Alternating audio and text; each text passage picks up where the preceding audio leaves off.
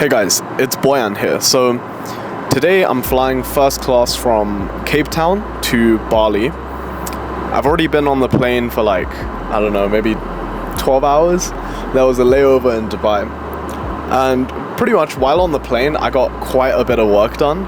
And it inspired me to make this video where I'll basically just talk about how I actually managed to stay productive 100% of the time without burning out, because that's a really important factor as well. Because, I used to be all about routines, working super hard, staying 100% disciplined. That was what got me from the age of maybe 18 to about 21, right? And I'll be honest, my life was miserable. It was shit, so bad. But in the last year and a half, I'd say, I kind of realized that discipline, working hard, routines only gets you so far, right? And the biggest shift that I've actually made that's helped me accelerate my progress in life and business so much more is pretty much just shifting how I define work, changing my definition of what work is, right? Because in physics, work is just simply energy expended, right? For you physics nerds, don't correct me, because just pretend it is. I'm pretty sure it is, okay?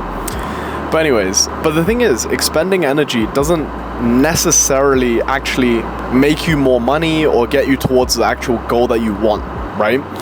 Energy output is a byproduct of you progressing, because obviously you're going to need to spend time, energy, etc. to actually progress. But also energy can be spent unproductively. And the problem is most people don't even really understand what productivity actually means. And I'm talking 95% of the population, because they only have kind of a picture of what they imagine productivity actually be, because that's how you see it represented on social media, right? You think it's the waking up at 4 a.m. and posting an Instagram story about it with that Kanye West song that goes good morning, do, or the monk mode protocols that you see on YouTube, etc. Or if you get really geeky, it's going to the gym, cold plunge, sauna, 30 minutes of reading, 30 minutes of meditation, and then doing a bunch of fucking tasks during the day, right? But the truth is, that's not actually productivity, because to spend your time productively, it literally just means getting shit done, right? Progressing towards your goals, taking the actions that actually gets you from A to B. For example, right now, obviously I'm flying first class, but I'm spending my time productively. Instead of watching movies, I'm recording this video, right? Because I'm trying to build my personal brand. However, this is the second flight that I'm on, right? The first class flight that I took from Cape Town to Dubai, I let myself relax, right? I was enjoying champagne with caviar for the first time, and I was just really taking it in.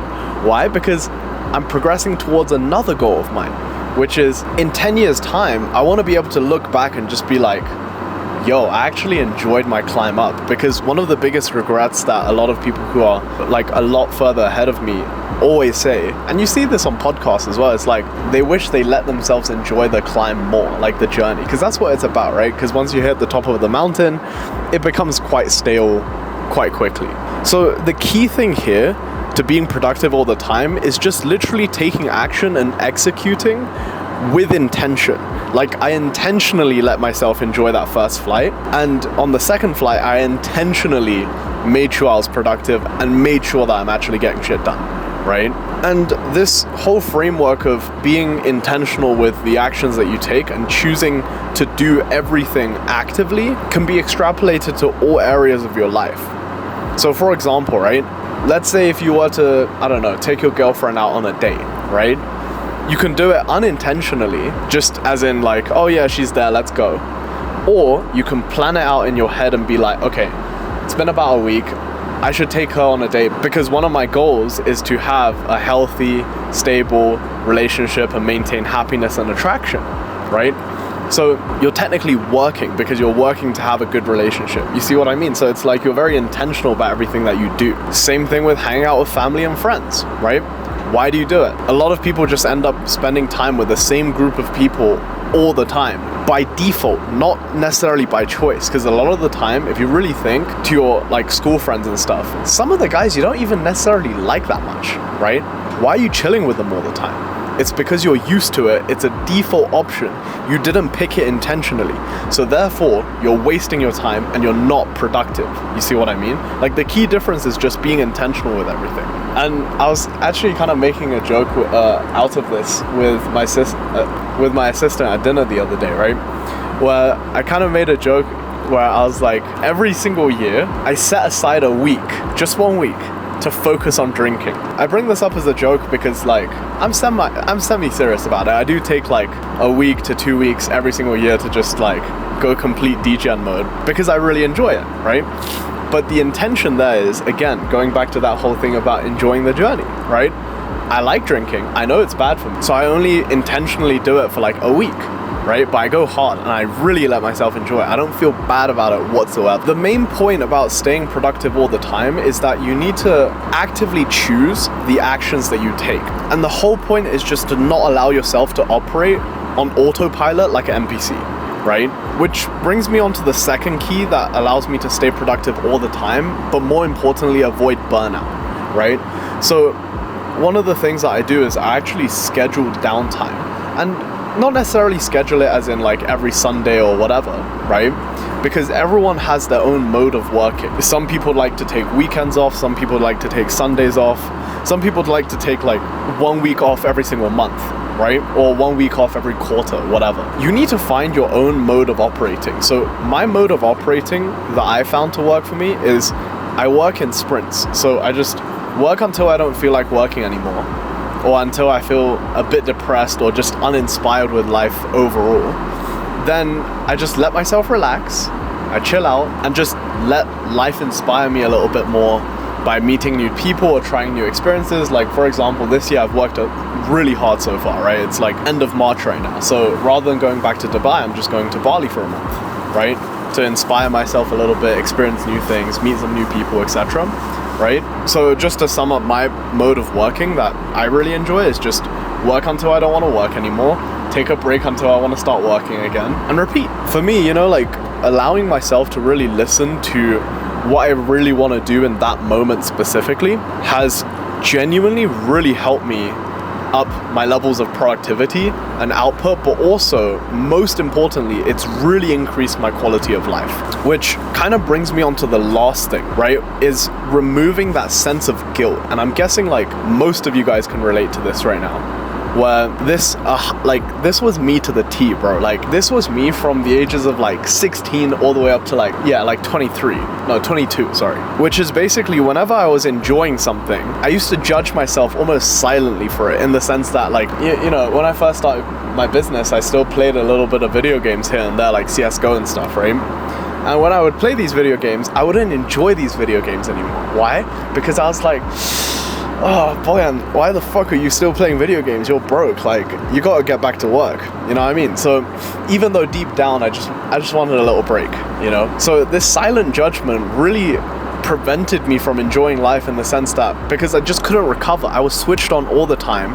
And as a result, because I never recovered from the work and the fatigue, it would just pile up to the point where during June to August, I would say, every single year, my heart just wasn't in the work anymore. And inevitably I had to give in to that, like, just let myself chill a little bit type of mentality, because otherwise it just wasn't sustainable at all, right? And I know exactly where this stems from, and if you're Asian or from like just a ethnic background, you'll know this, right? Or maybe white people can relate to, I don't know. But like, you know, when you're a kid and you have a DS or a PSP or like a phone or whatever, right? You're going on it at night and you hear steps outside of your room. You quickly slip it under your pillow because you know you're supposed to be sleeping, right? Or when you're supposed to be doing homework and you're not exactly focused and your mum opens the door and suddenly she sees that, you know, you're on your phone or whatever and she starts screaming at you, you know? Like, it was really those moments, and for me especially, like, I used to be a huge gamer when I was a kid, right? And whenever my mum saw me playing video games, she would always say, oh, why the hell are you playing video games? It's such a waste of time. Like, you should be studying, go study, right? So I always had this association, and bro, it's so bad. Like, literally, even now, I go home to my parents' house, and So they have a computer, like my little brother has a computer in the kitchen, right, for video games. Whenever I'm home, I sometimes hop on, play a bit of CS, play a bit of whatever, right? And I always ask my parents to leave the room because it still makes me uncomfortable. Like, that trauma is that deep, you get me? So that's where the guilt really stems from, because it always felt like it wasn't actually guilt, it was more like shame. Like, it felt like I wasn't supposed to be doing this. Like, this is a really naughty thing, you know what I mean? It's like getting caught with your fucking pants down, bro. Like, it's so bad. Anyways, so getting rid of this guilt and shame around letting yourself enjoy life, bro, it's so important, because once you're able to do that, you're going to be able to recover and you're going to be able to come back and work a lot harder. That I can absolutely promise you. So if you take nothing away from this video, literally just stop labeling activities that you enjoy as a bad thing or like an unproductive thing or a negative thing. Just make sure when you do it, it's intentional. It's not just like, I'm tired today, so I'm going to play video games. It's like, okay, I've worked hard.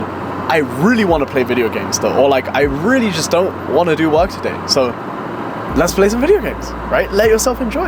And especially, you know, I'm guessing most of you guys watching this are complete beginners to business, which is fine, right? Like, in the beginning, it's really important for you to not like try to work as hard as me, for example, right?